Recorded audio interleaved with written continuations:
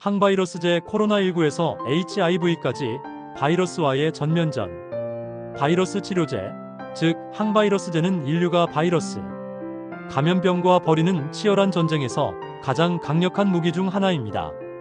20세기 후반부터 본격적으로 개발되기 시작한 항바이러스제는 HIV, 에이즈, 인플루엔자, 헤르페스, 그리고 최근에 코로나19에 이르기까지 다양한 바이러스 감염병의 치료와 예방에 혁명적인 변화를 가져왔습니다. 바이러스는 세균과 달리 숙주세포의 기계를 이용해 증식하기 때문에 치료제 개발이 매우 어려웠지만 분자생물학과 약물 개발 기술의 발전으로 점차 효과적인 치료법들이 등장하고 있습니다. 바이러스는 세균, 진균, 기생충과는 완전히 다른 특성을 가진 병원체입니다. 바이러스는 독립적인 생명체가 아니라 숙주세포 내에서만 증식할 수 있는 절대의 기생체로 자체적인 대사 기능이나 단백질 합성 능력이 없습니다. 이들은 숙주세포의 DNA 복제 기계, 리보솜, 에너지 시스템 등을 하이제킹하여 자신을 복제합니다. 이러한 특성 때문에 바이러스만을 선택적으로 공격하면서 숙주세포에는 해를 끼치지 않는 약물을 개발하는 것이 매우 어려운 과제였습니다.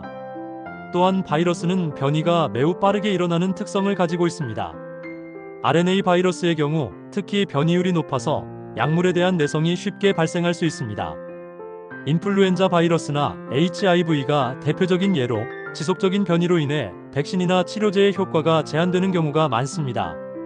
이러한 바이러스의 특성을 이해하고 극복하는 것이 항바이러스제 개발의 핵심 과제였습니다. 항바이러스제 개발의 역사는 1950년대 인터페론의 발견으로 시작됩니다. 영국의 과학자 아이작과 린드만이 발견한 인터페론은 바이러스에 감염된 세포가 분비하는 천연 항바이러스 물질로 주변 세포들의 바이러스 저항성을 높이는 역할을 합니다. 이 발견은 바이러스 감염에 대한 인체의 자연적 방어 메커니즘을 이해하는 중요한 단서가 되었습니다. 1960년대에는 최초의 합성 항바이러스제인 이독수리딘이 개발되었습니다. 이 약물은 헤르페스 바이러스에 의한 각막염 치료에 사용되었으며 바이러스의 DNA 합성을 방해하는 메커니즘으로 작용했습니다. 비록 독성이 높아 전신 사용에는 제한이 있었지만 항바이러스제 개발 가능성을 보여준 중요한 이정표였습니다. 1970년대에 들어서면서 아시클로비르 개발이 항바이러스제 역사의 전환점이 되었습니다. 거트루드 엘리언과 조지 히칭스가 개발한 아시클로비르는 헤르페스 바이러스에 감염된 세포에서만 선택적으로 활성화되는 혁신적인 메커니즘을 가지고 있었습니다. 이는 바이러스 감염 세포를 선택적으로 공격하면서 정상 세포에는 거의 해를 끼치지 않는 이상적인 항바이러스제의 모델이 되었습니다. 1980년대 HIV 에이즈의 등장은 항바이러스제 개발에 새로운 전기를 마련했습니다. 인류 역사상 가장 치명적인 바이러스 중 하나인 HIV에 맞서기 위해 전 세계의 과학자들이 총력을 기울였고 이 과정에서 지도부딘 즉 AGT, 디다노신, 잘시타빈 등 다양한 역전사 요소 억제제들이 개발되었습니다. 항바이러스제는 바이러스의 생활사 중 다양한 단계를 표적으로 하여 작용합니다. 첫 번째는 바이러스의 세포 부착과 침입을 차단하는 방법입니다. 마라비록은 HIV가 T세포에 침입할 때 사용하는 CCR5 수용체를 차단하여 바이러스의 세포 침입을 방지합니다. 엔프비르타이드는 HIV의 융합 과정을 차단하여 바이러스가 세포막과 융합하는 것을 막습니다. 두 번째는 바이러스의 유전자 복제를 방해하는 방법입니다. 핵산 유사체라고 불리는 약물들이 이 범주에 속합니다. 아시클로비르, 간시클로비르, 리바비린 등이 대표적인 예로 이들은 바이러스의 DNA 또는 RNA 합성 과정에서 잘못된 구성 요소로 작용하여 복제를 중단시킵니다. 지도부딘 즉 AGT는 HIV의 역전사 과정을 방해하는 대표적인 약물입니다. 세 번째는 바이러스 요소를 직접 억제하는 방법입니다. HIV 프로테아제 억제제인 사퀴나비르, 리토나비르, 인디나비르 등은 바이러스의 단백질 가공 과정을 차단하여 감염성 있는 바이러스 입자의 생산을 막습니다. 인플루엔자 치료제인 타미플루 즉 오셀타미비르는 바이러스의 뉴라미니다제 효소를 억제하여 새로 생성된 바이러스가 세포에서 분리되는 것을 방해합니다. 네 번째는 바이러스의 조립과 방출을 억제하는 방법입니다. HIV 인테그라제 억제제인 랄테그라비르, 엘비테그라비르 등은 바이러스 DNA가 숙주, 세포의 염색체에 삽입되는 과정을 차단합니다. 이는 비교적 최근에 개발된 새로운 작용 메커니즘으로 기존 약물의 내성을 보이는 바이러스에도 효과적입니다. 현재 임상에서 사용되고 있는 주요 항바이러스제들은 대상 바이러스에 따라 분류할 수 있습니다. 헤르페스 바이러스 감염에는 아시클로비르, 발라시클로비르, 간시클로비르, 포스카르네트 등이 사용됩니다. 아시클로비르는 단순 헤르페스와 수두 대상포진 바이러스에 효과적이며 간시클로비르는 거대세포 바이러스, 즉 CMV 감염에 주로 사용됩니다. 인플루엔자 치료에는 오셀타미비르 즉 타미플루, 자나미비르, 즉 리렌자, 페라미비르, 발록사비르 등이 사용됩니다. 이 중 오셀타미비르는 경구용으로 가장 널리 사용되며 증상 발생 48시간 이내에 투여하면 질병 기간을 단축하고 합병증을 예방하는 효과가 있습니다. HIV 감염에는 매우 다양한 약물들이 개발되어 있습니다. 역전사요소 억제제로는 지도부딘, 라미부딘, 테노포비르, 에파비렌즈 등이 있고 프로테아제 억제제로는 리토나비르, 로피나비르, 다루나비르 등이 있습니다. 인테그라제 억제제로는 랄테그라비르, 돌루테그라비르 등이 있으며 현재는 이들을 조합한 복합제제들이 주로 사용됩니다.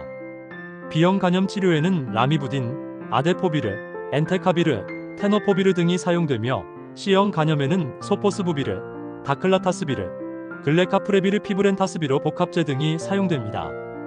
특히 C형 간염 치료는 최근 10년간 혁명적인 발전을 이루어 95% 이상의 완치율을 달성하고 있습니다. 2019년 말 시작된 코로나19 팬데믹은 항바이러스제 개발의 새로운 전환점이 되었습니다.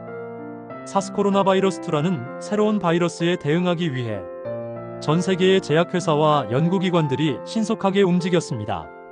기존에 개발된 약물의 재사용 즉 드러그 리퍼포싱과 새로운 약물 개발이 동시에 진행되었습니다.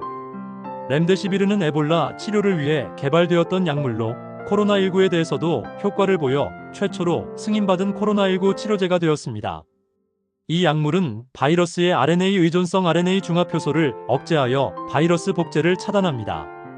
몰루피라비르는 머크에서 개발한 경구용 항바이러스제로 바이러스의 RNA의 변이를 유발하여 복제를 방해하는 독특한 메커니즘을 가지고 있습니다. 팍스로비드 즉 니르마트렐비르 리토나비르는 화이자에서 개발한 경구용 치료제로 사스 코로나 바이러스2의 주요 프로테아제를 억제하여 바이러스 복제를 차단합니다. 이 약물은 고위험군 환자에서 입원과 사망 위험을 크게 감소시키는 것으로 나타났습니다.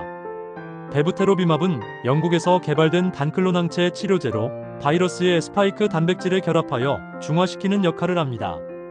항바이러스제 사용에서 가장 큰 문제 중 하나는 바이러스 내성의 발생입니다. 바이러스는 빠른 복제 속도와 높은 변이율로 인해 약물에 대한 내성을 쉽게 획득할 수 있습니다.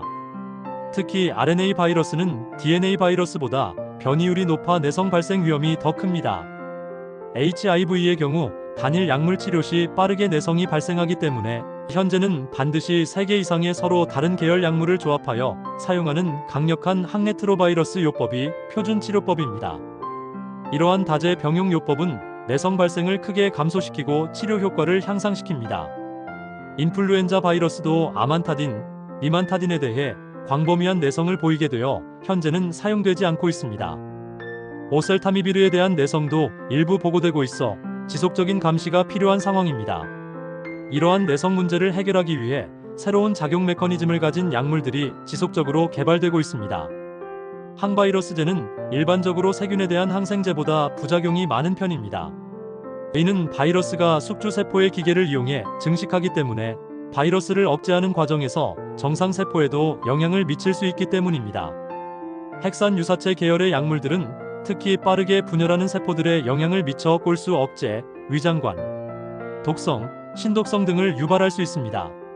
지도부딘은 빈혈과 백혈구 감소를 일으킬 수 있고 간시클로비르는 골수 억제와 신독성을 유발할 수 있습니다. HIV 프로테아제 억제제들은 지질대사 이상, 당뇨병, 지방이 영양증 등의 부작용을 일으킬 수 있습니다.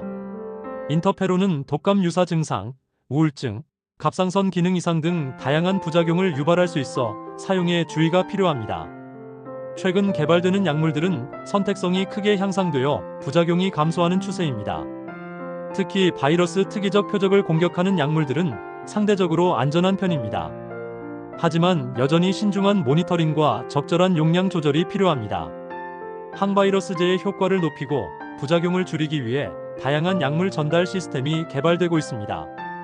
리포솜, 나노입자, 중합체 등을 이용한 표적 전달 시스템은 약물을 감염 부위에 선택적으로 전달하여 치료 효과를 높이고 전신 부작용을 감소시킬 수 있습니다. 서방형 제제의 개발도 중요한 진전입니다. HIV 치료에서는 한 달에 한 번 주사하는 카보테그라비르릴 피비린 복합제가 개발되어 환자의 복약 편의성을 크게 향상시켰습니다. 이러한 장기간 작용 제제는 복약 순응도를 개선하고 내성 발생을 줄이는 데 도움이 됩니다. 경피 전달 시스템, 흡입 제제, 점막 투여 제제 등 다양한 투여 경로의 개발도 진행되고 있습니다. 특히 호흡기 바이러스 감염의 경우 흡입 제제를 통해 감염 부위에 직접 약물을 전달하는 방법이 효과적일 수 있습니다. 현재 개발되고 있는 차세대 항바이러스 전략들은 기존의 한계를 극복하고자 하는 혁신적인 접근법들을 포함하고 있습니다. 크리스퍼캐스 시스템을 이용한 유전자 편집 기술은 바이러스 유전자를 직접 파괴하거나 숙주 세포의 바이러스 수용체를 제거하는 방법으로 활용되고 있습니다. 특히 HIV의 경우 잠복 감염된 세포에서 바이러스 DNA를 제거하는 연구가 진행되고 있습니다. RNA 간섭 즉 RNAi 기술을 이용한 치료법도 개발되고 있습니다. 특정 바이러스 유전자를 표적으로 하는 siRNA나 miRNA를 이용하여 바이러스 단백질의 발현을 억제하는 방법입니다. 이는 기존 약물과는 완전히 다른 메커니즘으로 작용하여 내성 문제를 해결할 수 있는 가능성을 제시합니다. 숙주 지향 치료법도 주목받고 있는 전략입니다. 바이러스를 직접 공격하는 대신 숙주 세포의 바이러스 증식에 필요한 요소들을 차단하는 방법입니다. 이는 바이러스의 변이와 관계없이 효과를 유지할 수 있어 내성 문제를 해결할 수 있는 장점이 있습니다. 정밀의학의 발전과 함께 개인 맞춤형 항바이러스 치료에 대한 연구가 활발해지고 있습니다. 환자의 유전적 특성, 면역 상태, 바이러스의 유전형 등을 종합적으로 분석하여 최적의 치료법을 선택하는 것입니다. 특히 HIV 치료에서는 바이러스의 내성 패턴을 분석하여 가장 효과적인 약물 조합을 선택하는 것이 표준화되어 있습니다. C형 간염 치료에서도 바이러스의 유전형에 따라 최적의 치료 요법이 달라집니다. 향후에는 개인의 약물 대사 능력, 면역 반응 패턴 등을 고려한 더욱 정교한 맞춤형 치료가 가능해질 것으로 예상됩니다. 바이러스 감염병은 국경을 넘나드는 특성을 가지고 있어 글로벌 협력이 필수적입니다. 코로나19 팬데믹을 통해 확인된 바와 같이 새로운 바이러스에 대한 신속한 대응을 위해서는 국제적인 연구 협력과 정보 공유가 중요합니다. WHO, 미국 NIH, 유럽 EMA 등 국제기구들의 조율하에 항바이러스제 개발과 승인 과정이 더욱 신속하고 효율적으로 진행되고 있습니다. 개발도상국에서의 접근성 문제도 중요한 과제입니다. HIV 치료제의 경우 제네릭 의약품 생산과 국제 지원을 통해 접근성이 크게 개선되었지만 여전히 많은 지역에서 치료의 격차가 존재합니다.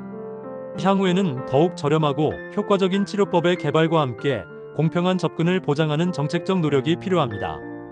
항바이러스제 분야는 앞으로도 지속적인 발전이 예상되지만 여러 도전 과제들이 남아 있습니다.